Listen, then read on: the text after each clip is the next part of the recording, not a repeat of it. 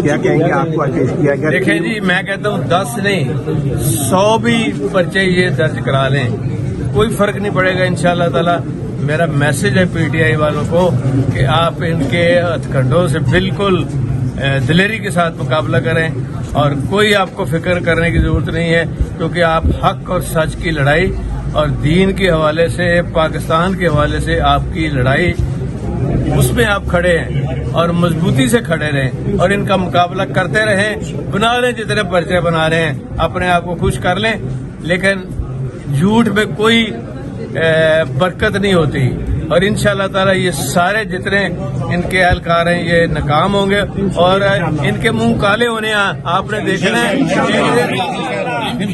खड़े हैं और मजबूती से खड़े रहें और इनका मुकाबला करते रहें। बना लें जितने पर्चे बना रहे हैं, अपने आप को खुश कर लें, लेकिन झूठ में कोई बरकत नहीं होती और इंशाअल्लाह ताला ये सारे जितने इनके एहलकार हैं ये नाकाम होंगे और इनके मुंह काले होने आपने देखना है। चौथे मुकदमे में गिरफ्तारी है चोई साहब। नहीं डरना किसी से, सिर्फ अल्लाह से डरना है, उसके नबी चोई साहब आज से डरना है। चोई साहब आज चौथे मुकदमे में गिरफ्तारी है, क्या कहते हैं? और 10 भी हो जाए कोई परवाह नहीं।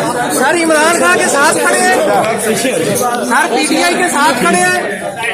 बिल्कुल बिल्कुल यार की हो गया था, उसे ना छोड़ो, उतने ना छोड़ो।